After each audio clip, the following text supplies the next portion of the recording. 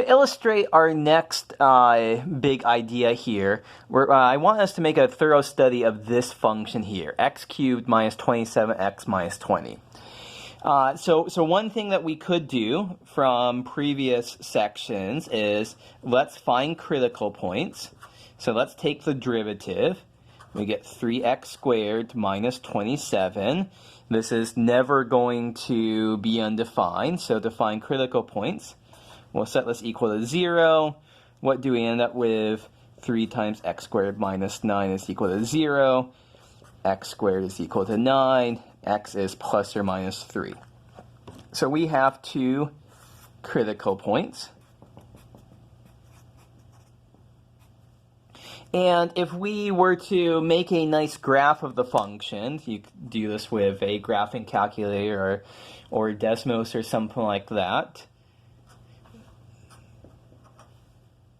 So we'd have critical points at minus 3 and 3. And as it turns out, our function looks something like this.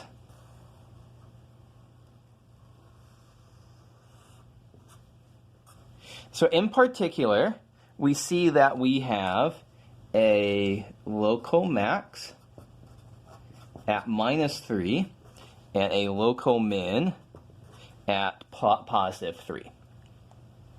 So the question that we want to think about is how, given just the function here and its derivative without actually drawing any picture, could we figure out whether the critical points, 3 and minus 3, are local maxes or local mins? So we can sketch the function. Again, we're going to try to do this without sketching in the future, but sketching will help us build intuition for what's going on. Let's also sketch the derivative. Let's sketch 3x squared minus 27. So we know that, so let me label this. Labeling is always good. This is a graph of f of x. This is going to be a graph of f prime of x.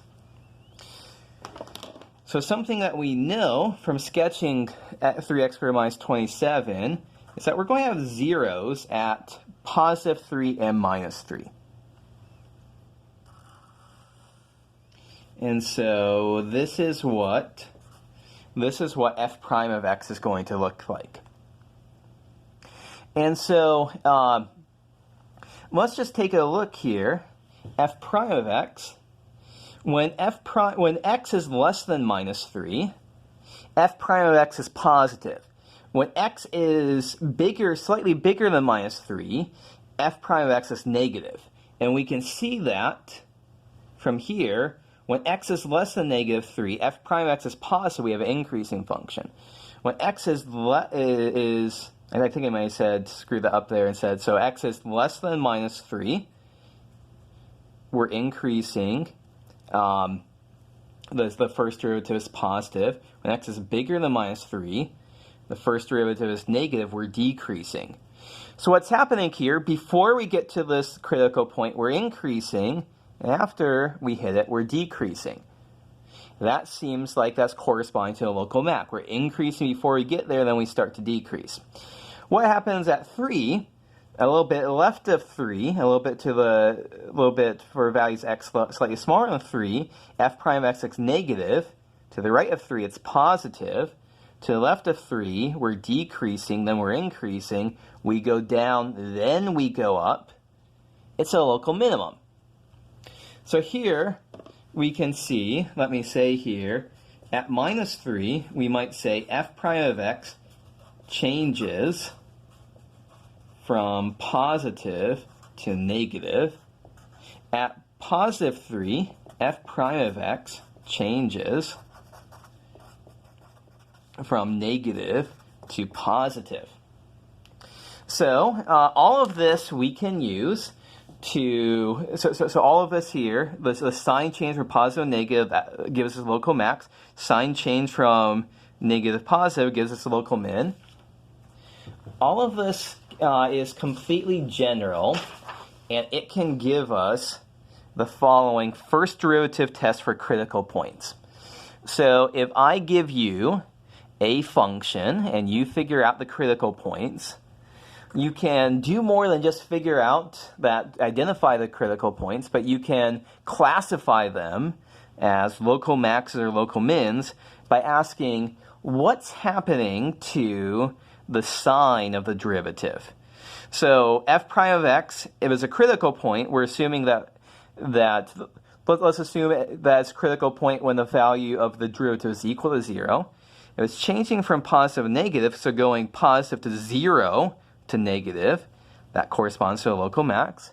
If we're changing from negative to 0 to positive, that's corresponding to a local min. A little bit more that we can do here is let's just go back to this problem. We can actually talk about intervals on which the function is increasing and decreasing. So to kind of redo this from scratch without drawing pictures, we'll bring the pictures back to show everything's on the up and up. But if I had said to you, take f of x is x cubed minus 27x minus 20, and I say find and classify critical points, and also find intervals in which the function increasing and decreasing. So as before, we take the first derivative, 3x squared minus 27, set it equal to 0, find that the critical points are plus and minus 3. So we can chop the real line into intervals, chopping it at -3 and +3. So something that we can do is that these are the only places, everything's on the up and up, these are only places in which the derivative is going to be changing sign.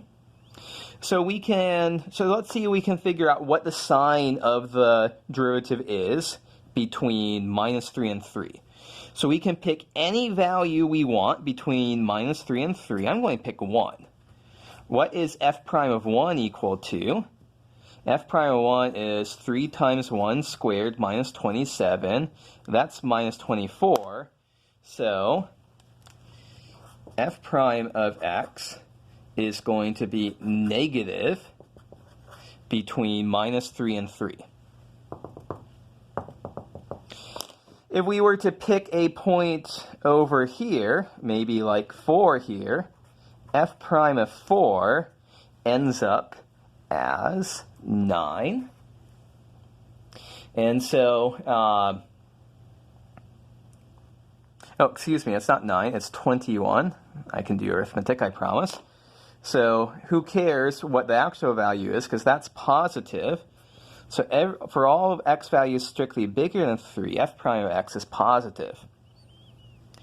And then we can finally finish this off. Let's take a look at -4 here. F prime of -4 is also equal to 21, which is also positive. So for all values of x that are less than -3, the first derivative is positive. So something that we can do here, apart from, so we can, let me just put in lots of pluses and minuses, and a few more pluses here. So just from this information, we can conclude the following. We can say this is a local max, because the first derivative changes from positive to negative at -3. 3 is a local min. The first derivative changes from negative to positive at 3. And we can say, sometimes I'll ask about intervals in which the function is increasing or decreasing. We can say f of x is increasing. That's when the derivative is positive, increasing, on the interval from -infinity to -3, union 3 to infinity. F of x is decreasing on the interval from -3 to 3. So we can get all of this information. Sure, we could see that from the graph. It's increasing here and here. It's decreasing here. But if we don't have a graph, we can get all of this information just by making this nice chart. So I think this is a good place to wrap up this video, and we'll wrap it up with a second pre-class problem. So I want you to do something very similar. Here's a similar looking function. I want you to find the critical points. I want you to use the first derivative test to classify local max or local min. I want you to determine the intervals in which each function is increasing and decreasing. I basically want you to do this for this function.